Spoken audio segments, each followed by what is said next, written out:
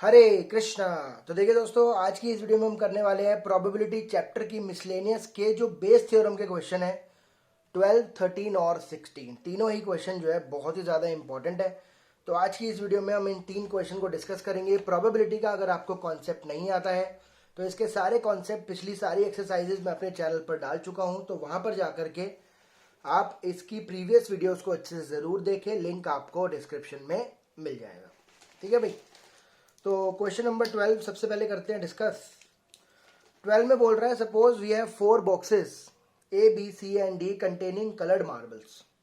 तो भाई 4 बॉक्स है यहाँ पर जिसके अंदर कलर मार्बल्स हैं। एक A बॉक्स में रेड मार्बल है 1, वाइट मार्बल है 6, ब्लैक मार्बल है 3। और B बॉक्स में रेड मार्बल है 6, वाइट मार्बल है 2, ब्लैक मार्बल है। इस तरीके से ये बॉक्स दे रखा है। बोल रहा है one of the boxes has been selected at random. इनमें से चारों में से एक बॉक्स को सिलेक्ट करा and a single marble is drawn from it. उसमें से एक सिंगल मार्बल निकाला। If the marble is red, बोल रहा है अगर मार्बल रेड है, ये गिवन है मार्बल क्या है, रेड। तो बोल रहा है what is the probability that it was drawn from box A. Probability बताओ कि वो बॉक्स ए से निकला होगा। फिर प्रोबेबिलिटी बताओ बॉक्स बी से निकला होगा। प्रोबेबिलिटी बताओ बॉक्स सी से निकला होगा। ठीक है भाई। तो ये हमारे पास 4 बॉक्सेस है, इसके अंदर मार्बल्स है। पहले एक बॉक्स सिलेक्ट हुआ, उसके बाद एक मार्बल निकाला गया। मार्बल निकला रेड। तो प्रोबेबिलिटी नहीं बतानी है वो बॉक्स ए से निकला होगा, बी से निकला होगा, सी से निकला होगा। तो आप इसके अंदर इवेंट्स क्या बनाओगे बताओ। 4 बॉक्स है, चारों में से पहले एक बॉक्स सिलेक्ट करना है। ठीक है ना। तो इवन क्या मान लो आप, इवन क्या मान लो कि बॉक्स 1 सिलेक्ट हुआ। E2 क्या मान लो बॉक्स 2 सिलेक्ट हुआ। E3 क्या मान लो बॉक्स 3 सिलेक्ट हुआ। और E4 क्या मान लो बॉक्स 4 सिलेक्ट हुआ। ठीक है भाई। और बॉल मार्बल कौन सा निकला है, रेड, वो मान लो एक इवेंट कि भैया जो मार्बल निकला है वो क्या है, वो रेड है। ठीक है भाई। अब सबसे पहले क्या हुआ, सबसे पहले बॉक्स सिलेक्ट हुआ ना। तो प्रोबेबिलिटी ऑफ E1, E2, भाई बॉक्स 4 बॉक्स है आपके सामने, तो बॉक्स चूज करने की जो प्रोबेबिलिटी है वो कितनी हो गई, 1/4 ही तो हो गई भाई। 4 बॉक्स है, एक सिलेक्ट करना है, तो प्रोबेबिलिटी क्या हो गई हर एक की, 1/4 ही तो हो गई।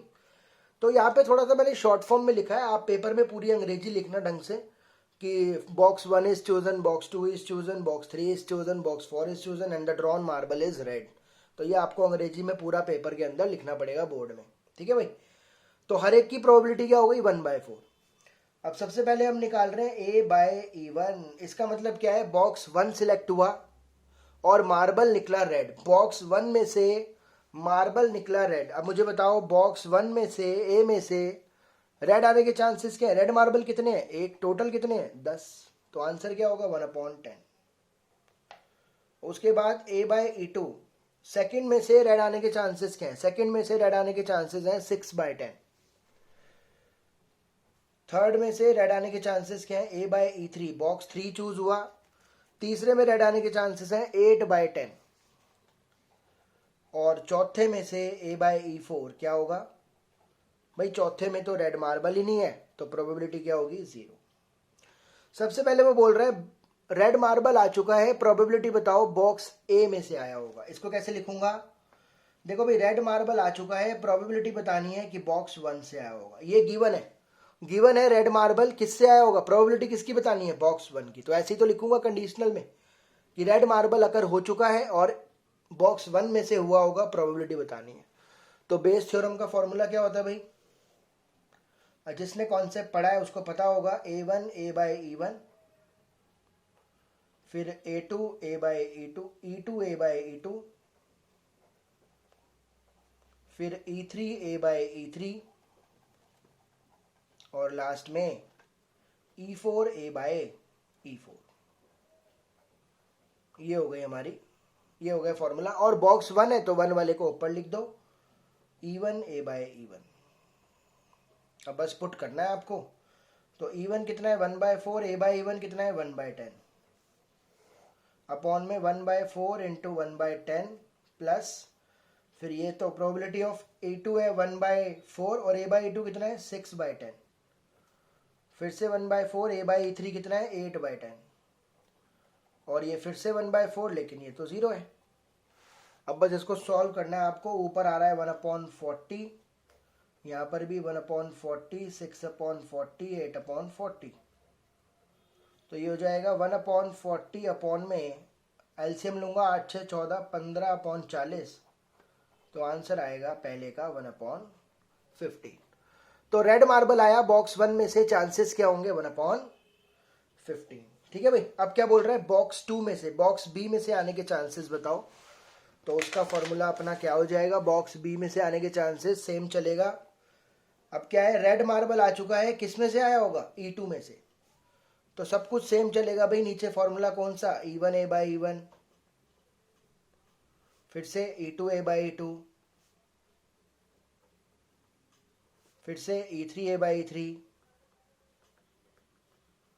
और लास्ट में E4A/E4। अब ऊपर किसको लिखूंगा, क्योंकि बॉक्स बी है ना, तो E2A/E2 वाले को अब ऊपर लिख दो। तो पुट करो सारी वैल्यूज 1/4 और A/E2 कितना था कंडीशनल, A/E2 है 6/10। तो ये हो गया 1/4 इंटू 6/10। नीचे ये था 1/4 और A/E1 कितना है 1/10। फिर ये 1/4 इंटू 6/10 और ये 1/4 इंटू 8/10 और 1/4 इंटू 0। तो ऊपर आ गया 6/40, नीचे 1/40, 6/40 और 8/40। तो ये हो जाएगा 6/40 अपॉन में फिर से 15/40। तो 6/15 कट कर आ गया 2/5, 3 के टेबल से। फिर क्या बोल रहे हैं, बॉक्स 3 में से आने के चांसेस बताओ। यानी कि रेड तो आ चुका है, कहां से, 3 से आया होगा। अब देखो भाई नीचे फिर से वही चलेगा, ये वाला सेम चलेगा ना, 1/40, 6/40 और 8/40। मैं डायरेक्ट लिख रहा हूं थोड़ा सा, 1/40, 6/40 और 8/40। अब नीचे ऊपर क्या लिखना है, तीसरे वाला कौन था, ये 1/4 इंटू 8/10, यानी कि 8/40 ऊपर आएगा इस बार। तो क्या होगा इसका आंसर, 8/40 अपॉन में 15/40। तो आंसर आ जाएगा 8/15। तो इस तरीके से आपको इस क्वेश्चन को करना था। आगे चलते हैं क्वेश्चन नंबर 13 पर। 13 तो भाई बहुत ही ज़्यादा इंपॉर्टेंट क्वेश्चन है, ध्यान से समझना आप ये क्वेश्चन। 13 के बाद 16 भी इंपॉर्टेंट है बहुत ज़्यादा। ठीक है भाई। क्वेश्चन नंबर 13 में क्या बोल रहा है, देखो भाई, बोल रहा है assume that the chances of a patient having a heart attack is 40%। देखो भाई, एक पेशेंट को पता चल चुका है कि वो इस दुनिया से जाने वाला है, हार्ट अटैक आएगा उसको। कितना परसेंट चांस है, 40% चांस है कि उसको हार्ट अटैक आएगा और वो मरेगा। बोल रहा है it is also assume that a meditation and yoga course reduce the risk of heart attack by 30%। और ये भी उसने अज्यूम कर लिया कि अगर वो मेडिटेशन और योगा कोर्स कर ले तो उसके हार्ट अटैक के चांसेस 30% कम हो जाएंगे। बात समझ में आ रही है। मतलब पहले क्या था, 40% चांसेस है कि हार्ट अटैक उसको आएगा, तो भाई अब परेशान हो गया ना वो। 30% चांसेस है heart attack, 40% chances heart attack आ रहा है। तो फिर वो उसने कहा कि अगर मैं मेडिटेशन और योगा कोर्स कर लूं तो 30% चांसेस जो है हार्ट अटैक के कम हो जाएंगे, आने के, जो हार्ट अटैक आने के चांसेस हैं उसका रिस्क जो है वो कम हो जाएगा। And prescription of certain drug reduces it by chances 25%। लेकिन अगर वो कुछ ड्रग खा ले, मतलब होते हैं ना दवाई, डॉक्टर भी जाता है तो बोलता है दवाई खा लो ये वाली, तो अगर वो कोई ड्रग ले ले तो 25% चांसेस जो है उसके हार्ट अटैक आने के क्या हो जाएंगे, कम। देखो भाई, ड्रग का मतलब भी दवाई होती है, यहाँ पे समझ ला कि कोकीन लेने लग जाएगा वो हार्ट अटैक बचने के लिए, फिर तो वैसे ही मर जाएगा, हार्ट अटैक आए ना आए वो वैसे ही निकल लेगा। ठीक है भाई। तो अगर वो कोई ड्रग ले ले तो 25% चांसेस क्या हो जाएंगे, रिड्यूस हो जाएंगे। At a time a patient can choose any one of the two options with equal probability. मतलब कि वो या तो योगा करेगा या वो ड्रग लेगा, उसके पास दो ऑप्शन है, वो दोनों में से एक को चूज कर सकता है इक्वल प्रोबेबिलिटी के साथ। उसके पास वो योगा भी कर सकता है और वो ड्रग भी ले सकता है, दोनों को चूज करने के चांसेस क्या है, हाफ हाफ, 50% 50%, इक्वल प्रोबेबिलिटी है। तो बोल रहा है it is given that after going through one of the two option the patient selected at random suffers a heart attack. अब उसने क्या करा, एक कोर्स को चूज करा, कोर्स को पूरा फॉलो करा, लेकिन फिर भी उसको हार्ट अटैक आ गया। अंत में फिर भी उसको हार्ट अटैक आ गया। बोल रहा है प्रोबेबिलिटी बताओ, find the probability that the patient followed a course of meditation and yoga. तो देखो भाई, हार्ट अटैक तो तब भी आ सकता है जब उसने योगा फॉलो करा था, और हार्ट अटैक तब भी आ सकता है जब वो ड्रग खा रहा है। लेकिन वो क्या बोल रहा है, उसको हार्ट अटैक आया कब, जब उसने योगा का कोर्स पूरा किया था। ठीक है भाई। अब आपको क्वेश्चन पढ़ने के बाद इसमें देखना है कि इसमें इवेंट्स कौन कौन सी हैं, इसमें सीक्वेंस ऑफ इवेंट क्या क्या हो रही है। ठीक है भाई। तो क्वेश्चन ये है कि पहले 40% चांस थे उसके हार्ट अटैक आने के, उसने योगा करा 30% चांस कम हो गए, उसने ड्रग लिया 25% चांस कम हो गए। दोनों में से कोई एक ऑप्शन चूज करेगा इक्वल प्रोबेबिलिटी के साथ। तो अगर उसने, देखो अटैक तब भी आ सकता है जब उसने योगा कोर्स किया, तब भी आ सकता है जब उसने ड्रग लिया, लेकिन प्रोबेबिलिटी बतानी है हार्ट अटैक तब आया होगा जब उसने योगा का कोर्स पूरा किया। तो इसके अंदर इवेंट्स किस किस को मानेंगे भाई, E1 किसको मान लो कि उसने योगा चूज करा, E2 किसको मान लो कि उसने ड्रग खाया, और A किसको मान लो कि उसको हार्ट अटैक आया। हार्ट अटैक तो आना है, दुनिया से सबको जाना है। ठीक है भाई। तो E1 क्या हो गया, योगा, E2 क्या हो गया, ड्रग, और A क्या हो गया कि उसको हार्ट अटैक आया। अब ये तो मैं आपको बता ही चुका हूं कि योगा और ड्रग दोनों में से एक ऑप्शन चूज करना है उसको, तो प्रोबेबिलिटी क्या होगी 1/2 1/2। अब A/E1 का क्या मतलब है यहां पर, कि उसने योगा चूज किया था लेकिन उसको हार्ट अटैक आ गया। ठीक है भाई। उसने चूज किया योगा, पूरा कोर्स किया, लेकिन फिर भी उसको हार्ट अटैक आ गया। अब देखो भाई इस बात को निकालेंगे कैसे। देखो 40% चांसेस तो पहले से ही थे ना कि उसको हार्ट अटैक आ रहा है। बात समझ लो ध्यान से, 40% चांसेस तो पहले से ही थे हार्ट अटैक आ रहा है। उसने योगा करना स्टार्ट करा, 30% चांसेस कम हो गए, लेकिन 70% तो अभी भी है ना कि हार्ट अटैक आएगा, और हमको उसको मारना है, उसको हार्ट अटैक लाना है हमको। ठीक है भाई। भाई 40% चांसेस तो पहले से ही थे कि हार्ट अटैक आने वाला है, उसने डर गया, योगा करा। 30% चांसेस, 40 का 30%, याद रखना भाई 40 का 30% क्या हो गया, कम, लेकिन 40 का 70% तो अभी भी है ना कि हार्ट अटैक आएगा। तो यहां पर याद रखना आप, मुझे हार्ट अटैक उसको लाना है, तो क्या लिखेंगे 40 का 70%। कई बच्चे इसको सिर्फ 70% लिख देते हैं या सिर्फ 40% लिख देते हैं, वो गलत है। देखो भाई 40% चांसेस था, पहले हार्ट अटैक आ रहा है, उसने योगा करा 30%, 40 का 30% कम हो गया, ये नहीं 10 नहीं बचा। कई बच्चे बोलते हैं सर 40 का 30% कम हो गया, 10 बचा, नहीं 10 नहीं बचा। इसमें क्या होता है, हम परसेंटेज में परसेंटेज कम करते हैं। जैसे मान लो मैं आपको समझाऊं, मान लो एक 100 रुपए की टी शर्ट है, आप मार्केट में लेने गए, 100 रुपए की टी शर्ट थी, दुकानदार ने बोला सर 10% डिस्काउंट है। तो टी शर्ट कितने की हो गई, 90 रुपए की हो गई, मैंने इसका 10% निकाल दिया, 90 रुपए की टी शर्ट हो गई। ठीक है ना, 10 रुपए डिस्काउंट मिल गया। लेकिन उसने बोला कि सर अगर आप कार्ड से पेमेंट करोगे ना 10% और डिस्काउंट दूंगा आपको। तो अब 10% इसका होगा ना, जो अमाउंट बचा उसका 10% ना, तो इसमें होता है परसेंटेज का परसेंटेज, 2% आ गई ना। तो 100 का क्या करेंगे, पहले 10% निकालेंगे, फिर उसका 10% निकालेंगे, तो ये बना टोटल डिस्काउंट।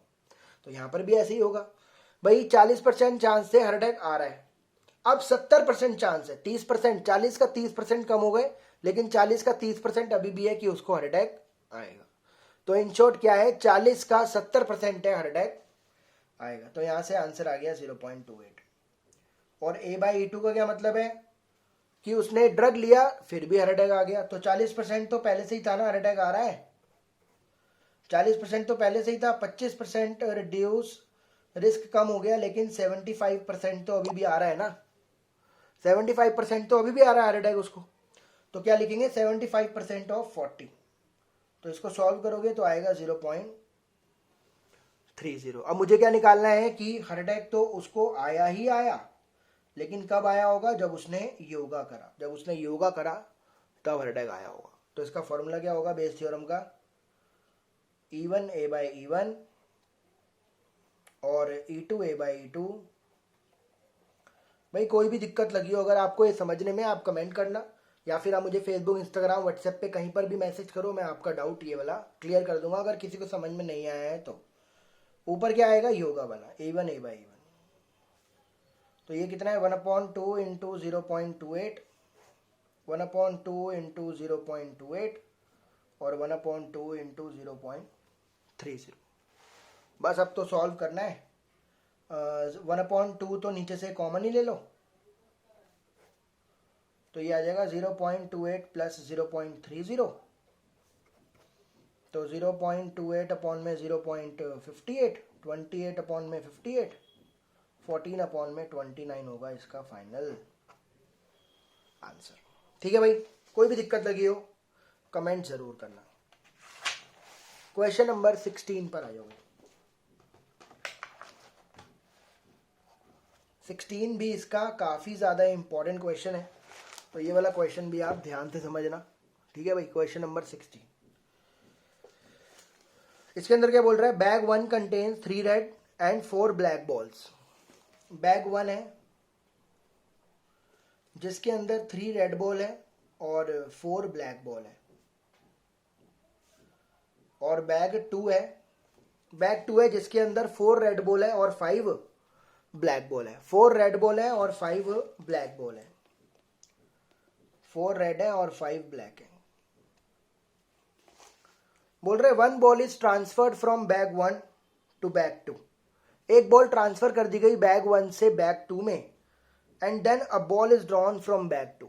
एक बॉल ट्रांसफर कर दी बैग 1 से बैग 2 में, it can be read it can be black. भाई यहां से एक बॉल निकाली और यहां पर डाल दी, एक बॉल निकाली यहां पर डाल दी।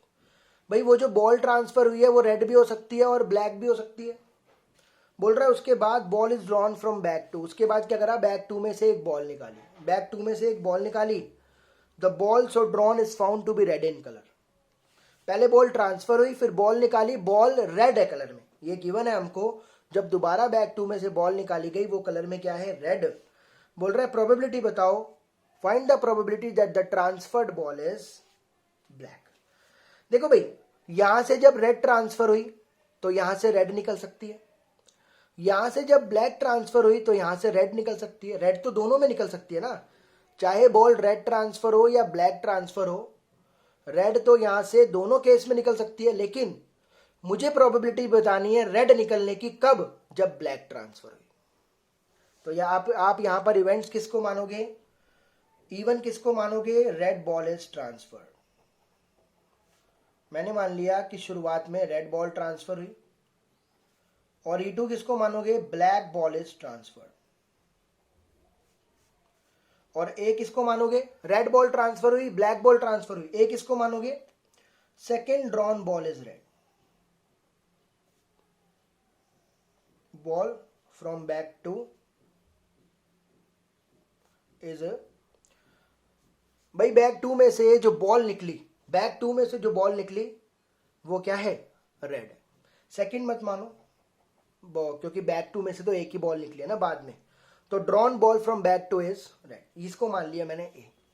अब मुझे आप बता सकते हो इसमें से रेड ट्रांसफर होने के चांसेस क्या है, रेड निकलने के चांसेस क्या है, 3/7, और ब्लैक निकलने के चांसेस क्या है इसमें से, 4/7। ए बाय इवन का मतलब क्या हुआ, ए बाय इवन का मतलब क्या हुआ कि बॉल ट्रांसफर हुई रेड और इसमें से निकली रेड। भाई जब यहां से रेड ट्रांसफर हो गई तो यहां पर रेड 5 हो गई ना, टोटल बॉल 10 हो गई।